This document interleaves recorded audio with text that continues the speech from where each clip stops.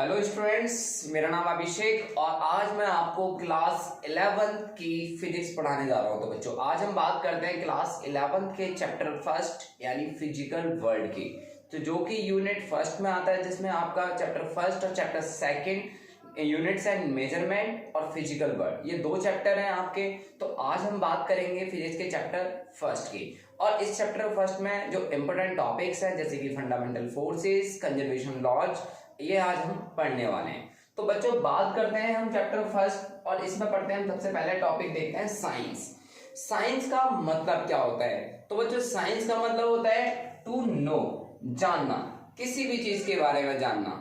हम लोग human being है और हम लोग बहुत क्यूरियस रहते हैं अपने आसपास की चीजों के बारे में जानने के लिए और उन सभी नियमों को जानने के लिए जो नेचर हमारी फॉलो करती है। ऐसा हम क्यों करते हैं? Because we want to understand the nature, हम इस नेचर को समझना चाहते हैं। और इसी वे में हम, it is a systematic way of acquiring knowledge about the surroundings by careful observation and experiment over a period of time.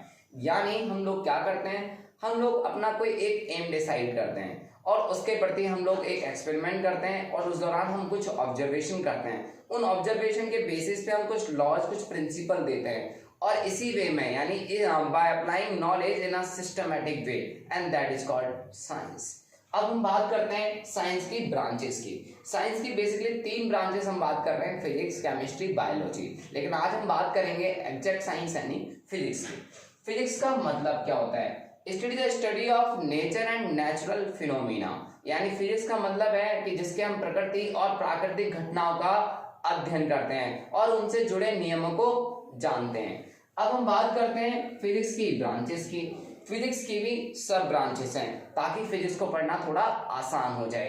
अब हम बात करते हैं क्लासिकल फिजिक्स और मॉडर्न फिजिक्स यानी क्वांटम फिजिक्स की। 1900 सेंचुरी से पहले, ठीक है, 19 सेंचुरी से पहले आपकी जो फिजिक्स होती थी मैक्रोस्कोपिक लेवल पे होती थी, जिसको हम क्लासिकल फिजिक्स कहते थे। लेकिन उसके बाद हमने माइक्रोस्कोपिक लेवल पे स्टडी करना सीखा, यानी एटॉमिक लेवल पे, जिसे हमने बोला क्वांटम फिजिक्स। अब हम बात करते हैं मैकेनिक्स। मैकेनिक्स का मतलब होता है the study of motion of material object, यानी इसके अंदर हम various type of forces, friction, work energy, power, gravitation, ये सारी चीजें हम मैकेनिक्स के अंदर पढ़ेंगे। और motion in a straight line, projectile motion, ये सारी चीजें हमारी किसमें आएंगी? मैकेनिक्स के अंदर आएंगी। तो बच्चों, 11th क्लास में चैप्टर फर्स्ट से लेकर लगभग चैप्टर 10 तक मैकेनिक्स ही है, यानी अब 11th क्लास में आपने फिजिक्स की पहली ब्रांच मैकेनिक्स के बारे में पढ़ना है। इसके बाद बात करते हैं thermodynamics, the study of heat and temperature, कि हीट और टेम्परेचर की स्टडी हमारी क्या कहलाती है? थर्मोडायनेमिक्स। इससे related principle, specific heats, efficiency of refrigerator and heat engine, ये सब लोग आप इसमें पढ़ेंगे।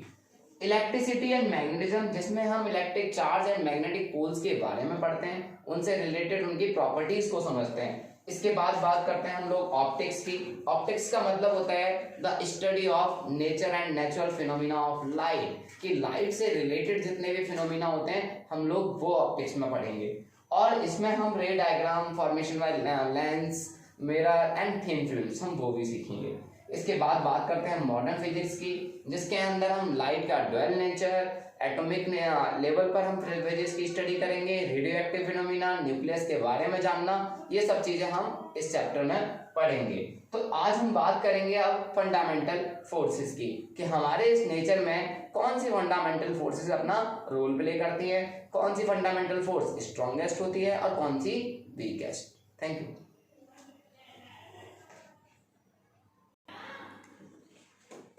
तो बच्चों, जैसा कि अभी हमने साइंस और फिजिक्स की कुछ ब्रांचेस के बारे में पढ़ा, अब हम बात करते हैं फंडामेंटल फोर्सेस की।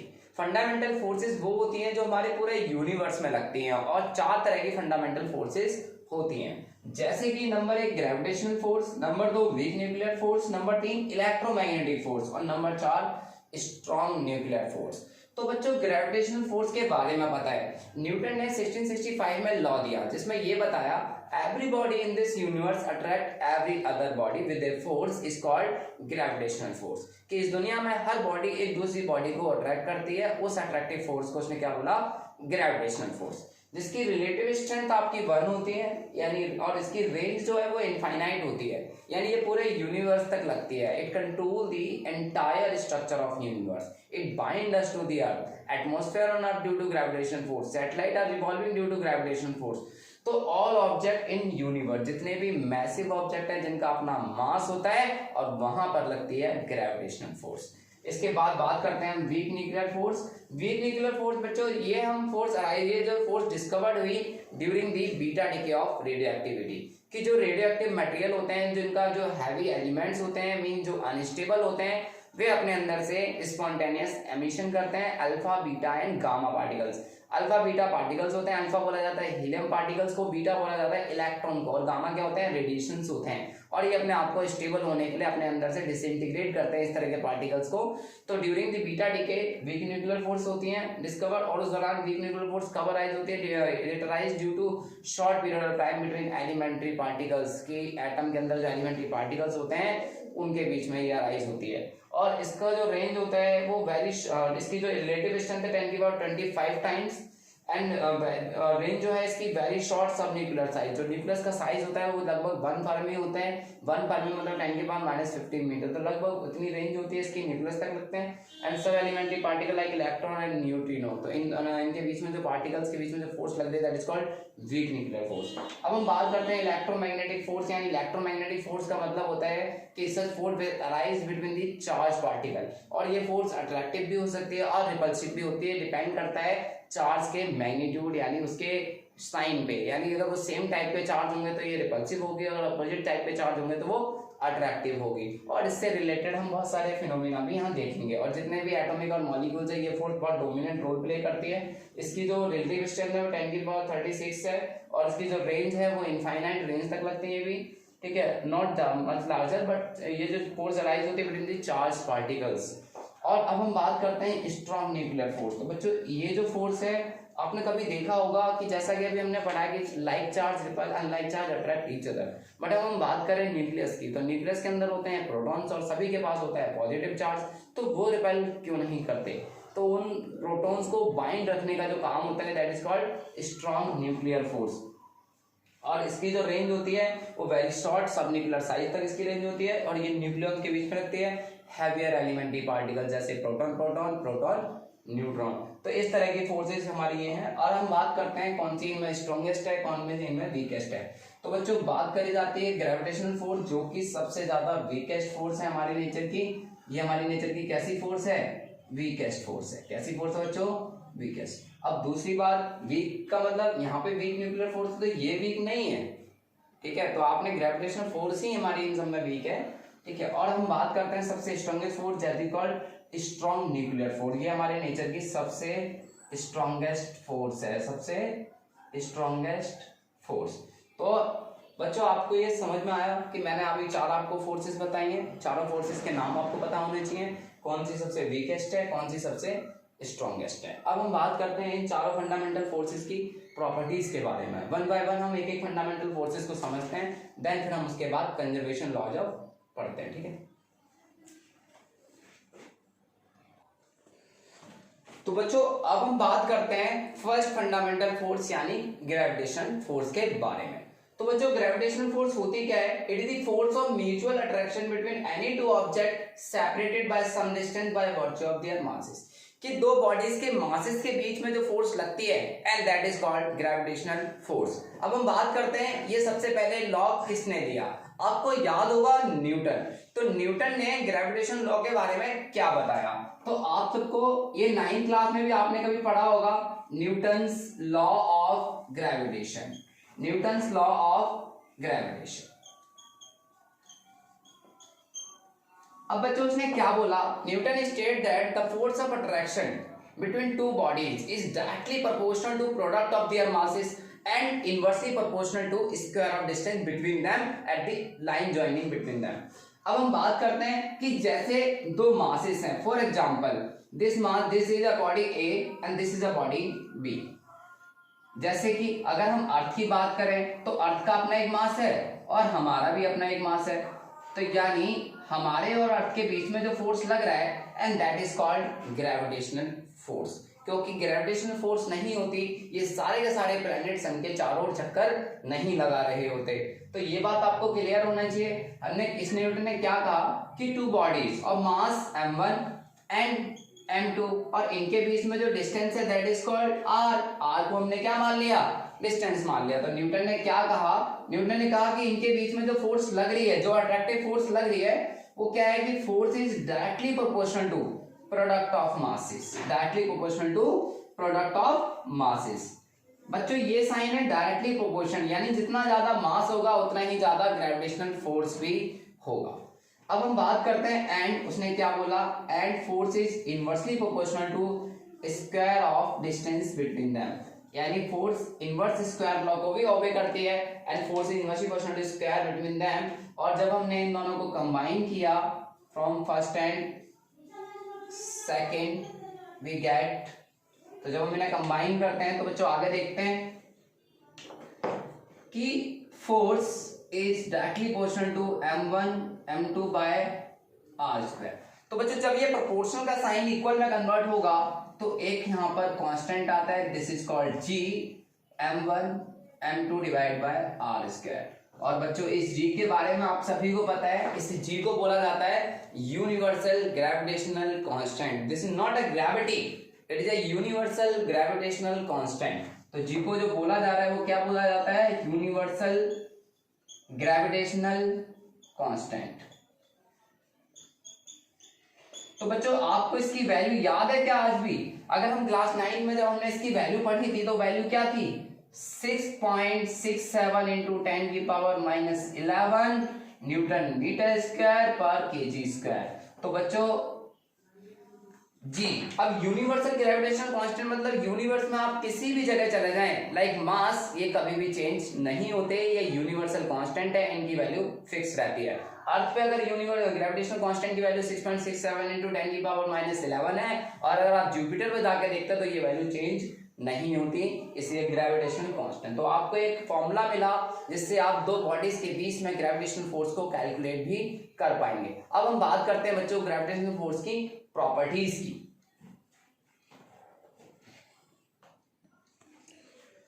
तो बच्चों बात करते हैं अब हम प्रॉपर्टीज ऑफ ग्रेविटेशनल फोर्स। जैसा कि अभी हमने ग्रेविटेशन लॉ को मैथमेटिकली एक्सप्रेस किया, अब हम बात करते हैं उसकी प्रॉपर्टीज की।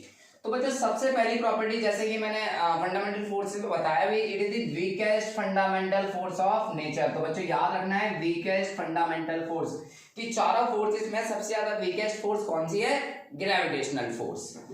अब सेकंड है it is a central force. Central force मतलब दो बॉडीज के सेंटर टू सेंटर लगती है। जैसा कि मैंने डायग्राम में बताया था कि अर्थ का सेंटर है और हमारी बॉडी का सेंटर, इन दोनों के बीच में डिस्टेंस r है, तो इन दोनों के बीच में सेंटर टू सेंटर फोर्स लगती है। तो it act along the line joining the centre of two bodies, कि दो बॉडीज के सेंटर को जो लाइन जॉइन करती है उसके एक्ट करके काम करती है। और थर्ड प्रॉपर्टी है it is always attractive never be repulsive, ये हमेशा अट्रैक्टिव होती है, कभी रिपल्सिव नहीं होती। फोर्थ प्रॉपर्टी है it is a long range force, इसकी जो रेंज होती है वो इनफाइनाइट तक होती है, तो इसलिए इसको बोला जाता है long range force. The field particle of the gravitational force, gravitational force किस वजह से बनती है, जैसे बोला जाता है चार्ज के चारों ओर इलेक्ट्रिक फील्ड होता है, मैग्नेट के चारों ओर मैग्नेटिक फील्ड होता है, ऐसे ही ग्रेविटेशनल फोर्स का कुछ तो ओरिजिन होगा, उस ओरिजिन यानी वो जो पार्टिकल है जिसकी वजह से ग्रेविटेशनल फोर्स अराइज होती है, and that is called graviton. ये बच्चों अभी तक डिटेक्ट नहीं हो पाया, साइंटिस्ट हमारे रिसर्च कर रहे हैं इसको डिटेक्ट करने के लिए। ये जब भी हम इसे डिटेक्ट करते हैं ये एस्केप हो जाता है, तो ग्रेविटॉन ही वो फील्ड पार्टिकल है जिसकी वजह से ग्रेविटेशनल फोर्स लगती है। It is a conservative force, जैसा कि वर्क एनर्जी पावर में जब मैं आपको पढ़ाऊंगा conservative force, non conservative force. Conservative force जो पाथ पे डिपेंड करती हैं, तो इसलिए ग्रेविटेशनल फोर्स कैसी फोर्स है, कंजर्वेटिव फोर्स है।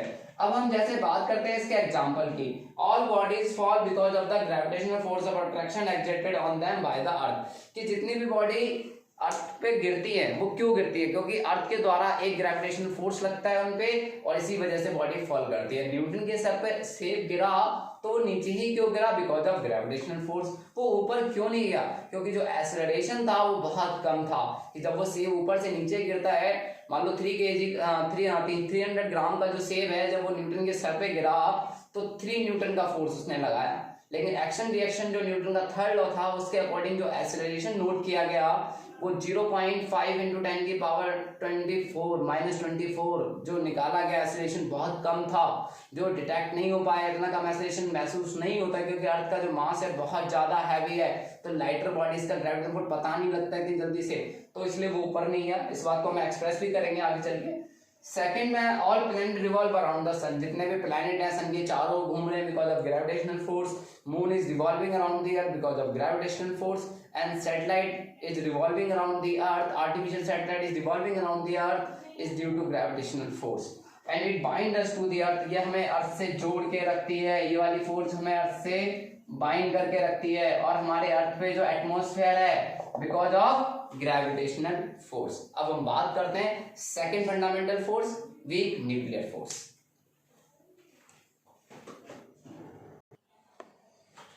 तो बच्चों अब हम बात करते हैं सेकंड फंडामेंटल फोर्स यानी वीक न्यूक्लियर फोर्स की। The force of interaction between elementary particle such as mesons leptons having short life span.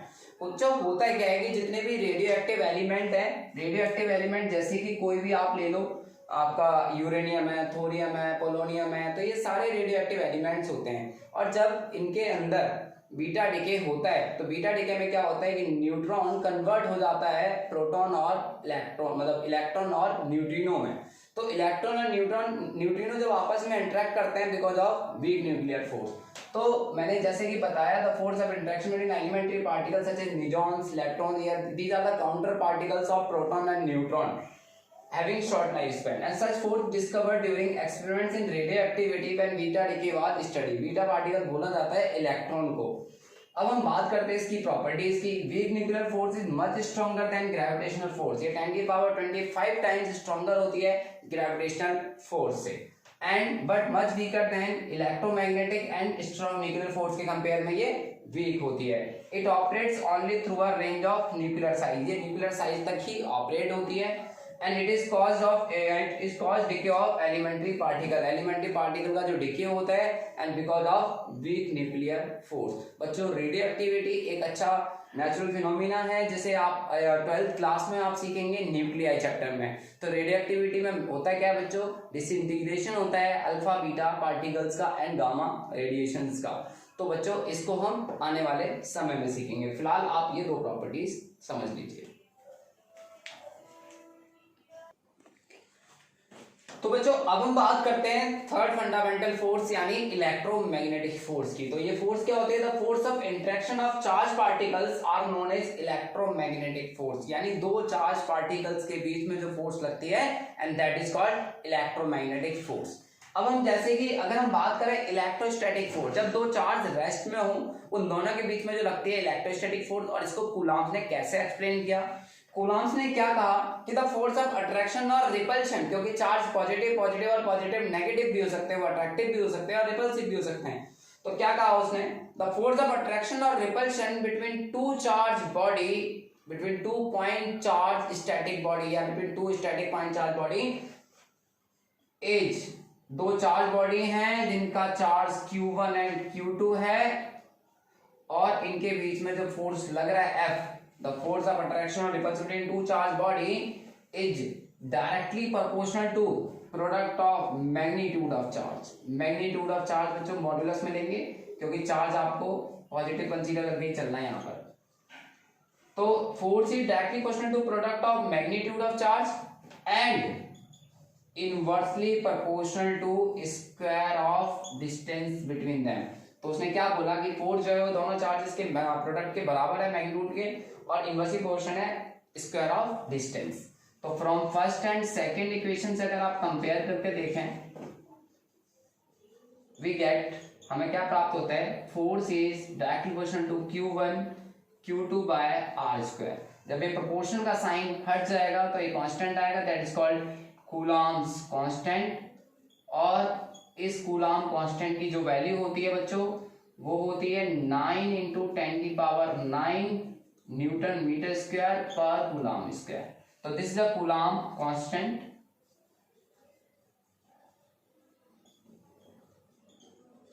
तो बच्चों इसके बाद ये हमें एक फॉर्मूला मिल जाता है, और अगर इस कूलॉम कांस्टेंट को हम और एक्सप्लेन करें तो इसको लिखा जाता है 1/4 pi epsilon not E not, यानी ये एयर के लिए। इसको बोला जाता है electric permittivity of free space, electric permittivity of free space, और इसका वैल्यू होता है 8.854 इंटू 10⁻⁻12 कूलम स्क्वायर पर न्यूटन मीटर स्क्वायर। और ये वैल्यू जब यहाँ रखी जाती है तो ये वैल्यू ऑब्टेन हो जाती है। तो आपको ये फॉर्मूला पता लग गया कि इसको हम ऐसे भी लिख सकते हैं और इसे हम इस तरह से भी एक्सप्रेस कर सकते हैं 1/4 पाई एप्सिलॉन नॉट। बच्चों ये सिंबल का जो नाम है this is called epsilon not, इसको एप्सिलॉन नॉट कहा जाता है, and Q1 Q2 bye are square.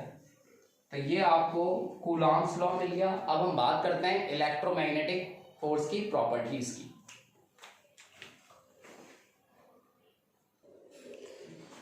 तो बच्चों अब हम बात करते हैं थर्ड फंडामेंटल फोर्स यानी प्रॉपर्टीज, इलेक्ट्रोमैग्नेटिक फोर्स की प्रॉपर्टीज के बारे में, जैसे कि इट मे बी अट्रैक्टिव और रिपल्सिव। ये अट्रैक्टिव भी हो सकती है और रिपल्सिव भी हो सकती है। It is a long range force, ये भी कैसी होती है, लॉन्ग रेंज, इसकी भी रेंज इनफाइनाइट होती है। And it is central force, centre to centre लगती है। इट इज कंजर्वेटिव फोर्स यानी पाथ डिपेंडेंट है। And it is 10⁻36 times stronger than the gravitational force. And the field particle of electromagnetic force is photon.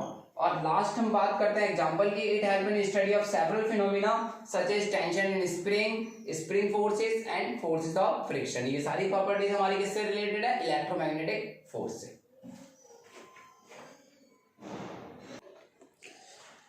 तो बच्चों अब हम बात करते हैं स्ट्रॉन्ग न्यूक्लियर फोर्स की, यानी स्ट्रॉन्ग न्यूक्लियर फोर्स जो क्या करती है, न्यूक्लियस के अंदर न्यूक्लियस को बाइंड करने का काम करती है। यानी such force which bind the neutrons and protons together in a nucleus. यानी मैंने जैसा कि फर्स्ट बताया कि प्रोटॉन प्रोटॉन आपस में रिपेल करने चाहिए, बट वो क्यों रिपेल नहीं कर रहे हैं, because of strong nuclear force.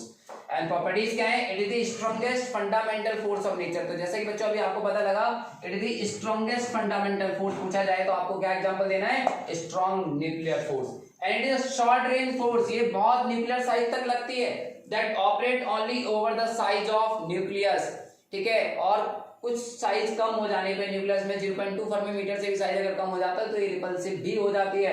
It is non central force होती है एंड नॉन कंजर्वेटिव फोर्स होती है। ये पाथ इंडिपेंडेंट होती है।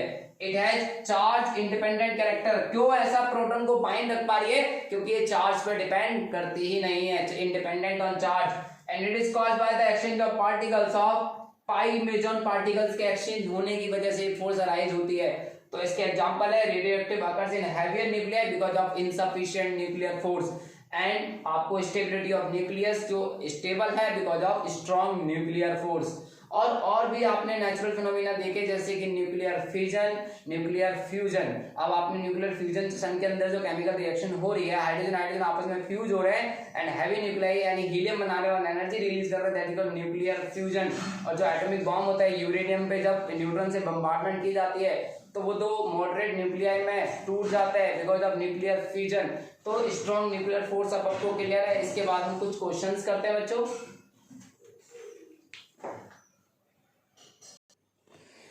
तो बच्चों अब हम बात करते हैं आज जो हमने फंडामेंटल फोर्सेस पढ़ी उन पे बेस्ड एक एक्सरसाइज की।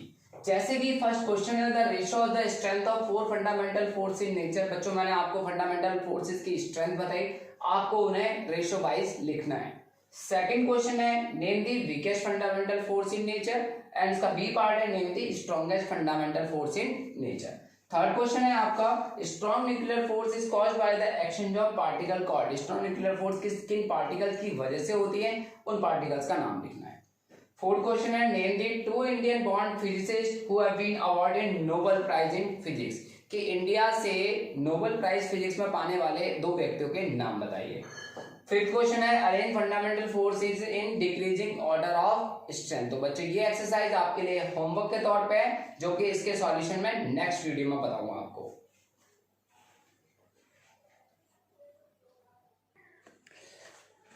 तो बच्चों अब हम बात करते हैं कंजर्वेशन लॉस की। तो कंजर्वेशन लॉ होते क्या है, in an any physical process involving the different forces, इसमें बहुत सारी फोर्सेज का इन्वॉल्वमेंट हो, some physical quantity remain unchange, लेकिन कुछ फिजिकल ऐसी क्वांटिटी होती हैं जो अनचेंज रहती हैं with time, and such quantity are called conserved quantity. ठीक है, अब हम बात करते हैं लॉ की, and the law which govern the conservation of these quantities are called conservation law. ऐसे 4 लॉ है क्लासिकल फिजिक्स में। Law of conservation of mass, जैसा कि आपने सुना होगा, mass neither be created nor be destroyed, ठीक है। तो जैसे कि कोई भी केमिकल रिएक्शंस होती हैं, केमिकल रिएक्शन में ना तो मास क्रिएट होता है ना डिस्ट्रॉय होता है, तो लेफ्ट हैंड साइड का जो मास है और वही राइट हैंड साइड का जो मास है किसी भी केमिकल रिएक्शन में बराबर होता है। तो law of conservation of mass आपको समझ में आया बच्चों। सेकंड है चार्ज, कि charge neither be created nor be destroyed but it can be transferred from one body to other. अगर हम बात करें rubbing of glass rod with silk, they acquire equal amount of charge but opposite magnitude, यानी उनका direction, उनका जो sign है वो अलग होता है, लेकिन नेट चार्ज क्या है, जीरो बिफोर रबिंग और आफ्टर रबिंग। तो ये हम कहते हैं कि कंजर्वेशन ऑफ चार्ज है। लॉ ऑफ कंजर्वेशन मोमेंटम की, if no external force acting on an isolated system of two bodies, तो their momentum remain constant। जैसे कि recoiling of gun, when a bullet is fired from a gun the gun recoils, तो वो conservation momentum पे based है। Linear momentum, rocket propulsion, या हम angular momentum की बात करें कि when a planet revolving around the sun its moment of inertia decreases, angular speed increases to conserve angular momentum, तो ये मोमेंटम भी कांस्टेंट रहता है। एनर्जी की बात करें, when a body is falls freely then its potential energy change into kinetic energy but total mechanical energy remain conserve. तो ये 4 लॉ है जो हमारे कंजर्वेशन बेस्ड हैं। तो बच्चों आज की क्लास आई होप आपको समझ में आई होगी। अब नेक्स्ट वीडियो में हम नेक्स्ट चैप्टर के साथ मिलते हैं। Thank you.